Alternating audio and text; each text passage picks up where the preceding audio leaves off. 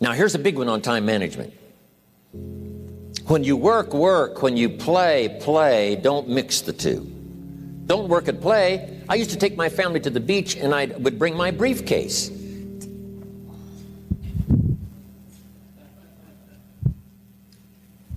I learned not to do that. Or at the beach, I'm saying I should be at the office. I should be at the office. Now my family's upset because I'm at the beach and I'm thinking office, office, office. Now when I'm at the office, I'm thinking what? I got to get my family to the beach, the beach, the beach. So things are not going too well at the office because I'm thinking beach, and things are not going too well at the beach because I'm thinking office. Here's what I learned to do. At the beach, be at the beach. At the office, be at the office. When you work, work. When you play, play. Don't mix the two. Don't work at play. Now here's one of the most important ones. Don't play at work. Work is too serious. You don't want the reputation of being the office joker. It's not a good one. Yes, there's time for some pleasant stories. Yes, there's time for a little humor. Yes, best if it's a happy office, of course. But I'm telling you, you got to be serious about work because you're parting with a piece of your life for the work you do. Your work costs you a piece of your life. Here's what it's called. Serious business. Not grim, not unhappy, but serious. Key. Don't play at work. The old expression, I don't think we use it anymore, horse around at the office. Play around, play jokes, play tricks. No place, not at the workplace. At the beach, yes. At the bar, yes. Somewhere else, not work. You got to treat work with all due conservative passion because it's leading you to your future. Here's another key phrase. All work is good. You may not like your job, but if it's the stepping stones to get you to where you want to go, you got to appreciate your job. You don't have to have a passion for your job. Here's the ultimate passion, a passion for incredible success in every department of my life. That's the passion. But don't look down on some menial job you have to do to finally get you to where you want to go. No job is menial. No job is not, every job is noble. Training life for pay, making a contribution to society. Next, analyze how you are. And if you have some weaknesses, if you can't, doesn't seem like you can change, here's the key. Get it covered. I used to keep promising myself I'd keep the books, keep the books, keep the books. Finally, I gave that up. And back then, it only took me an extra $50, $60 a month for some accountant to keep the books. I said, no, I'm going to save the $50. You can't believe what I started losing in productivity because I tried to save the $50. So the key is a lot of the time you can stay like you are, but just make sure you get it covered. Okay. Next, beware of the telephone and all other systems of communication, especially the telephone at home and systems of communication at home. And here's one of the best lines I've got for you for the weekend. Let all communication systems serve you, but don't let them intrude. When it comes time to have dinner with your family, you shut off all systems, unless the ones that can take messages silently. Don't let the phone ring. Don't let anybody intrude, come through the front door nor the back door, nor through the telephone or any other device. So you can't reach John and his family when he's having dinner. The President of the United States couldn't get through. If you develop that kind of a reputation, father, mother, when we have dinner, when we're visiting and have this time with our family, nothing intrudes. So don't let these clever little devices keep intruding. You've got to have a place that's sacrosanct, it's valuable. You don't let anything in for that period of time. Okay. Isn't that good advice? Excellent advice. Here's the next one. Read all the books. You know, I've only got a few notes here on time management, but if you've got some particular challenges, you run a big organization, a big corporation, you've got some challenges, there's plenty of books. Now, here's what's next. Just be more alert to the things that might be stealing your time. Here's why. Time is like capital. You can't let someone steal your seed corn. You can't let someone steal your capital. And you can't let someone steal your time. You must designate your time. And some of the time that you designate, you must not let anyone steal. Casual time, you might let someone intrude and steal a little bit and take a little bit, but not serious time. Key. Next, one of the great time management savers is to learn to ask questions up front. Sometimes you talk to somebody for an hour, and then you ask questions and find out if you would have asked those questions up front, you could have saved yourself an hour.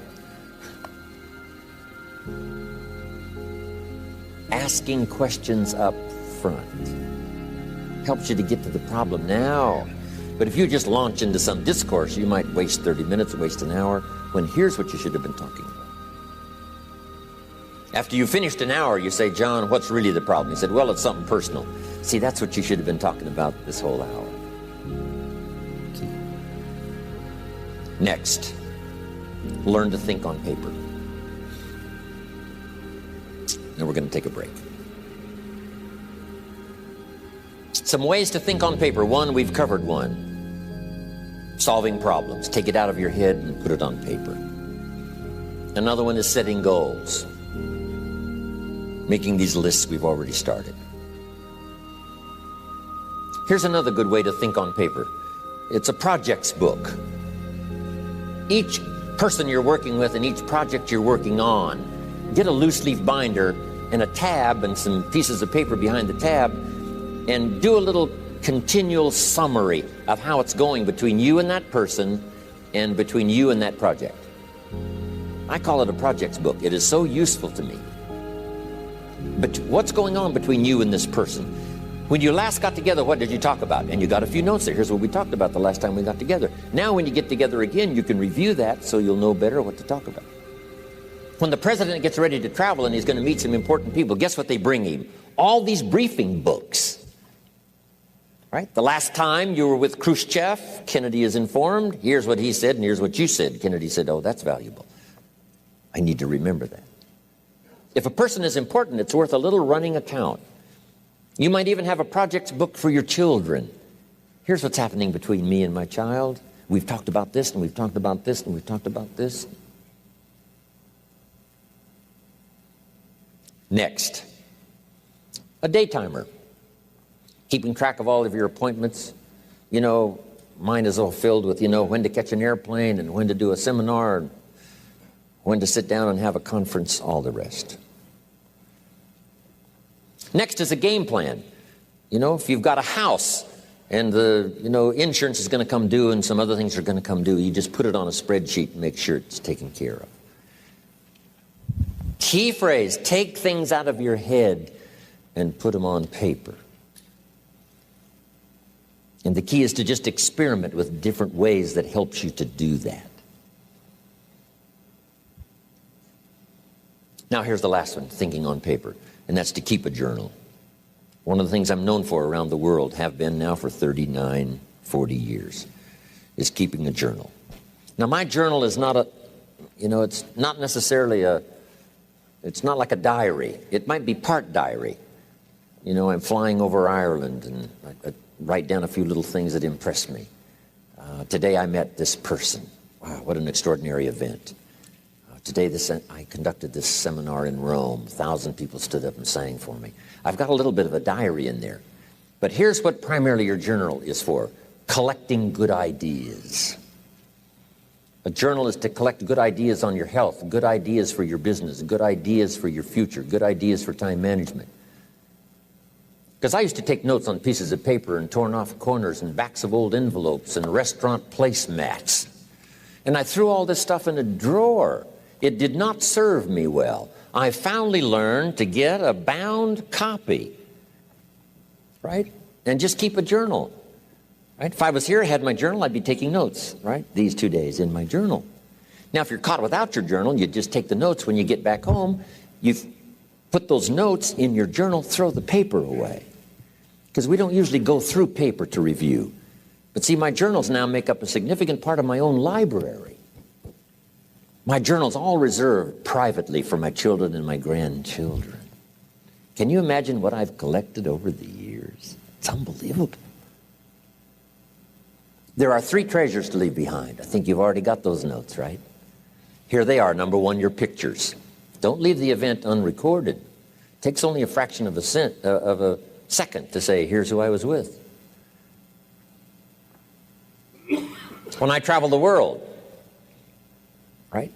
We take all these pictures. And here's one of the gifts. People send me the pictures they took of me and them. It's part of the treasures I have on the farm. Incredible. A picture's worth 1,000 words to describe the scene, the emotion, what happened. Say, wow, this was an extraordinary day for me when I met these people. Here's what they told me happened to them when they went to my seminar 10 years ago. Wow, the drama comes back if you've taken the pictures. It's one of the treasures to leave behind when you go. Remember the old photographs that we have now of, 100 years ago, 70, 80 years ago, just a few photographs?